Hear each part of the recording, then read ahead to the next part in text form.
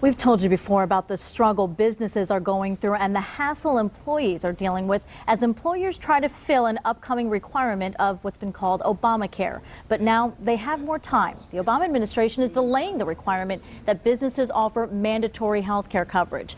They now have until 2015 to do this. Today, we asked Governor Rick Snyder if this changes his push for Medicaid expansion. Not at all. I view this that was another feature and problem area that encouraged businesses to be proactive. But you've heard it from people here that it doesn't really affect anyone here right now. But it's this uncompensated cost issue in terms of the small business side. But then you still come back to the question of uncompensated, unmanaged care is extremely expensive and literally is costing people their lives versus having them in a managed care system. Now, we first told you last night at 10 and 11, the Obama administration is holding off for 1 year on requiring employers with more than 50 employees to provide their workers with health insurance or face fines.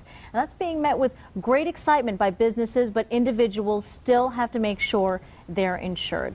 I'm joined now by an expert in healthcare reform to help break down exactly what all this means. Mindi Johnson with Foster Swift Collins and Smith here in Grand Rapids. Mindi, thanks so much for being with us. You're welcome. Thanks for having me. You know, first I wanted to ask you though, this is just a delay.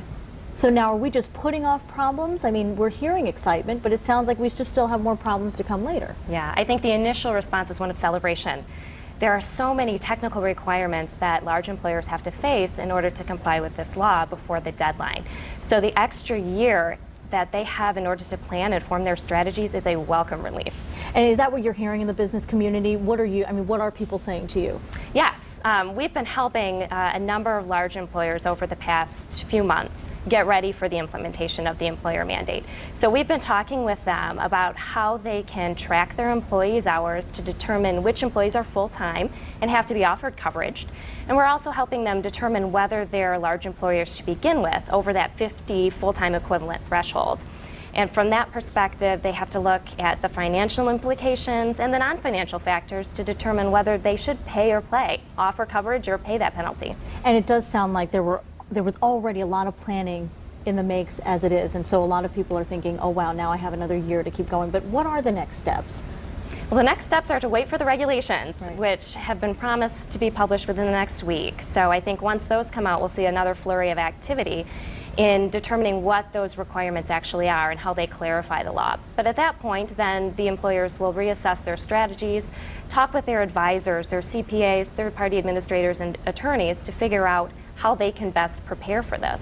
Now, you know, right now we're talking about large employers, but there are people out there saying, well, what about me? So what about individuals? How does this affect them? Well, that's an important point because the individual mandate was not delayed.